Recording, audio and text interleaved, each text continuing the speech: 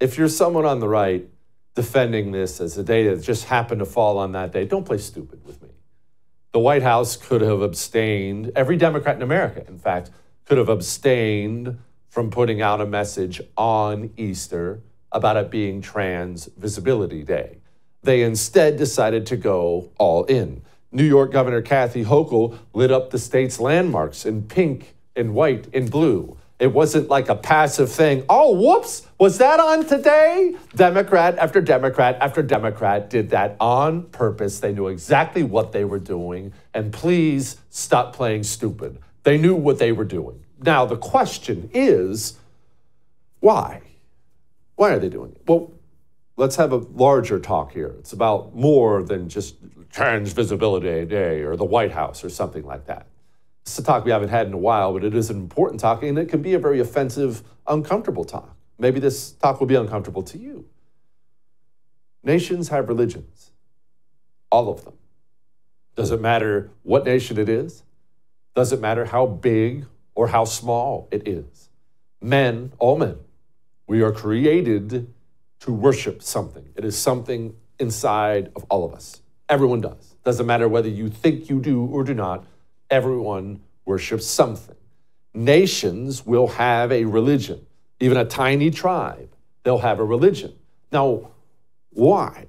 Beyond our nature to worship something, you will have a religion because religion is the sun of your society. No, not the Lord and Savior. I'm talking about the sun. You know how the sun is? The sun is the center of our universe and everything orbits around it. Everything orbits around your national religion, whatever that religion may be. So if you're in Saudi Arabia, your national religion is Islam, as you well know. What does that mean? Well, everything in that society, the education, you walk into their school system, you think you'll see any references to Allah or Islam? Entertainment. If you sit down at night, long day, and you set up for some pita bread and hummus or whatever they eat over there, do you think maybe you'll see references to Islam on the television set, on the news at night? You will see Islamic references all over the public buildings, the landmarks, the head of the nation, the royal family of Saudi Arabia. Do you think they ever reference Islam, Allah, the Prophet Muhammad in any way? Of course they do. Why? Why is it everywhere? Because it is their national religion. So everything orbits around it. Doesn't matter whether you like it or not, whether you believe it or not, it's their national religion. In Israel, it would be Judaism. In the United States of America, it used to be Christianity. The country was founded by Christians. No, I don't give a crap if you believe that or not. It's just a historical fact. It was founded by Bible-believing Christians. And our laws, our society, our education system, every part of it has kind of been orbiting around that. But communism, you see, communism is not an ideology. It's not an economic system. Communism is a religion, as I've explained to you many, many, many times. There's a reason the communists took over the Soviet Union and burned down the Orthodox churches. There's a reason they took over China and they tore down the Buddhist temples. There's a reason communists in America, with the gay portion of their agenda, there's a reason they took the religious symbol, the rainbow, which was a promise from God to the people to never flood the earth again, and they made it their symbol. And it's not a freaking accident that Trans Visibility Day just happens to fall right around Easter time. So if you get lucky, you may just be able to stick it to all of those Christians. We have a new religion on the move in the United States of America. Whatever you believe, it doesn't matter. You have to acknowledge that there is a religious war going on, and you must acknowledge this. Whatever you believe, this country will have a religion. People who don't have any belief system, and maybe that's you. And I'm not passing any judgment on anybody. I'm not qualified to do so.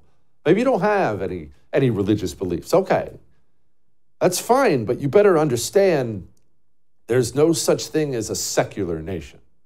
It's not a thing that has ever existed in the history of the world. We will have a religion, not one hopefully that dominates all others and excludes all others. I'm not saying that, but the country will have a central belief system. And if the Christians of the United States of America don't get off their butts, get out of the pews, and start marching like an army to the voting booth to sweep Democrats out of power in this country, the new one, I promise you're not going to like it very much. All right? Now, speaking about all this Trans Visibility Day and all this other garbage going on at the White House, let's talk to Megyn Kelly about it.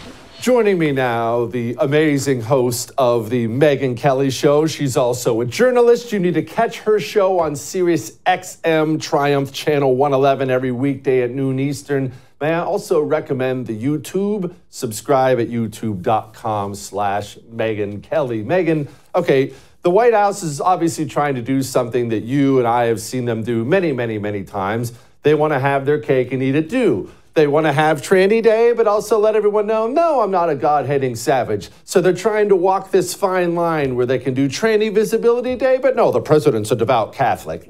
Sorry, I'm not buying it. No, I know, me neither. And look, they got a bunch of blowback for celebrating Trans Visibility Day on what turned out to be Easter. And people say, well, it's been on this particular date for 15 years now. It just so happens that Easter, which does move around, happened to coincide with it this year. Okay, fine. Why are we doing this? Why? Okay, 15 years ago, this is a very different thing where this is a teeny tiny community that was getting bullied in too many circles. And it was like a way of saying, we see you, okay. Now they're the bullies.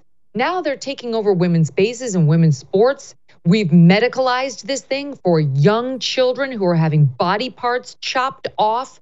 And so the more visibility this gets, never mind celebration by a White House, the more children are going to be at risk.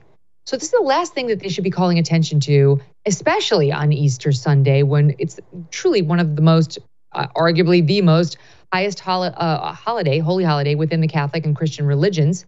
But he doesn't care. He's not actually an observant Catholic. Obviously, neither is Nancy Pelosi, despite, I'm like, she's the number one proponent of abortion in the nation. She wants to think she's still like our high priestess. We know she's not.